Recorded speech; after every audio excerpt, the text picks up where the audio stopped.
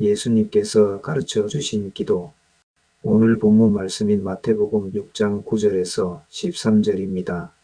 그러므로 너희는 이렇게 기도하라. 하늘에 계신 우리 아버지여, 이름이 거룩히 여김을 받으시오며 나라가 임하시오며 뜻이 하늘에서 이루어진 것 같이 땅에서도 이루어지이다.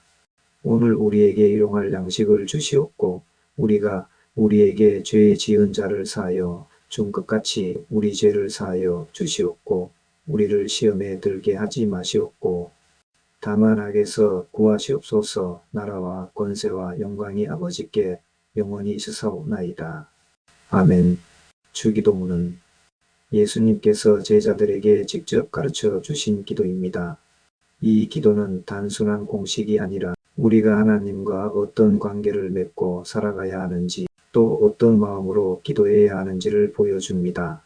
주기도문은 단순히 기도의 형식을 알려주는 것이 아니라 우리와 하나님 사이의 관계, 우리의 소망, 그리고 우리의 믿음을 다루는 기도입니다.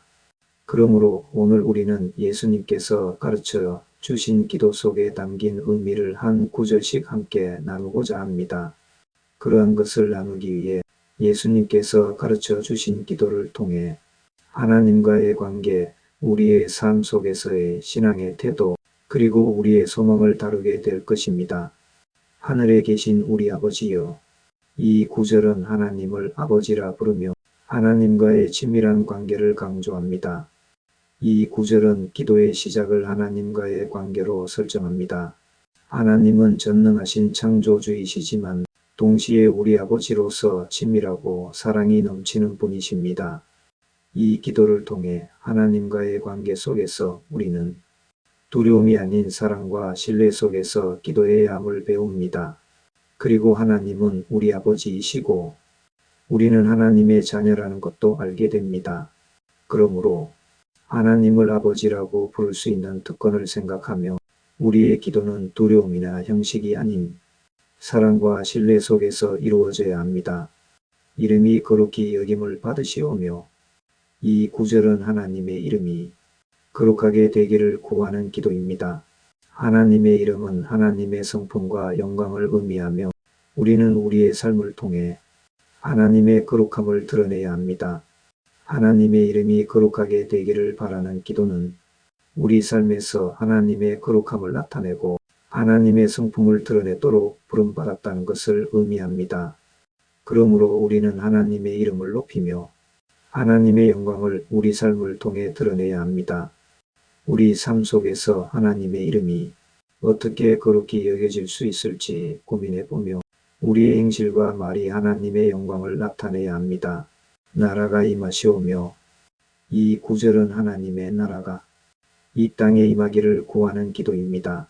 하나님의 통치와 정의와 평화가 이루어지기를 바라는 기도입니다. 하나님의 나라가 이 땅에 임하도록 기도하는 것은 하나님께서 이 세상을 통치하시고 하나님의 정의와 사랑이 실현되기를 바라는 기도입니다. 하나님의 나라는 우리의 미래뿐만 아니라 현재 우리의 삶 속에서 이루어져야 하며 우리는 그 나라의 도구로서 쓰임받는 삶을 살아야 합니다. 그러므로 하나님의 나라가 임하기를 기도하며 우리는 그 나라를 위한 하나님의 일꾼으로 살아가야 합니다. 뜻이 하늘에서 이루어진 것 같이 땅에서도 이루어지이다. 이 구절은 뜻이 하늘에서 이루어진 것 같이 땅에서도 이루어지기를 구하는 기도입니다. 하나님의 뜻은 완전하고 선합니다. 우리는 하나님께서 계획하신 그 뜻이 이 땅에서 우리의 삶을 통해 이루어지기를 기도해야 합니다.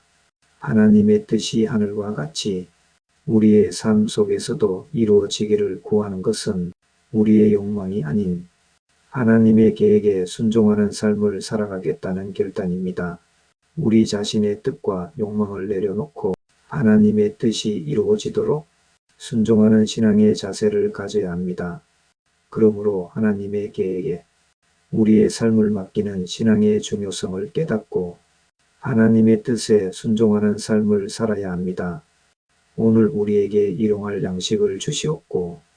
이 구절은 일상적인 필요와 우리의 생존을 위해 하나님께 의존하는 기도입니다. 하나님은 우리의 모든 필요를 채우시는 분이십니다.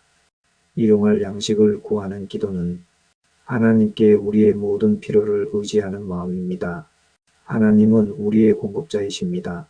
우리는 물질적인 필요를 채우기 위해 노력하지만 궁극적으로는 하나님께서 모든 것을 공급해 주심을 기억해야 합니다.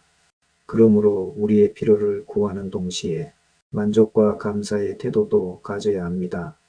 우리는 우리의 생명을 유지하는 모든 것들이 하나님의 은혜로 주어진다는 사실을 잊지 말고 감사하는 마음을 가져야 합니다.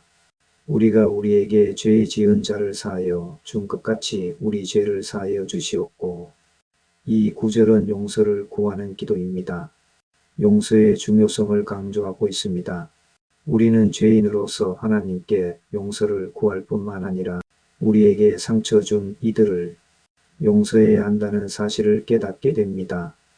이 구절은 용서의 중요성을 강조하며 우리가 하나님께 용서를 받으려면 다른 사람을 용서해야 한다는 것입니다.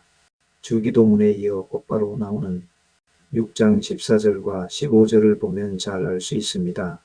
하나님의 용서가 우리의 삶에 어떻게 임했는지 다른 사람을 용서하는 삶을 통해 그 은혜를 나누어야 합니다. 그러므로 우리는 하나님의 은혜를 기억하며 그 은혜를 다른 사람에게 베푸는 용서의 삶을 살아야 합니다. 우리를 시험에 들게 하지 마시옵고 다만 악에서 구하시옵소서. 이 구절은 우리를 시험과 악으로부터 지켜달라는 강구입니다. 우리는 유혹과 시험 속에서 하나님께 의지하여 악을 이길 수 있어야 합니다. 우리의 시험과 악에서 보호해달라는 기도는 우리 힘만으로는 세상의 악을 이길 수 없음을 인정하는 것이며 하나님께서 우리의 보호자이심을 구하는 기도입니다. 우리의 삶 속에서 영적 싸움이 현실임을 인정하고 매일 하나님께 보호와 인도를 구해야 한다는 것입니다. 그러므로 우리는 영적 싸움에서 하나님께 의지하며 우리는 매일 하나님의 인도와 보호를 구해야 합니다. 나라와 권세와 영광이 아버지께 영원히 있으사옵나이다. 마지막 구절은 주기도문의 결론으로 하나님께 찬양과 영광을 돌리는 기도입니다. 이 기도를 마지막에 드림으로써 주기도문이 하나님의 통치와 영광으로 끝맺으며 하나님께 모든 것을 돌리는 완전한 기도의 모범이 되었다는 것을 알 수 있습니다.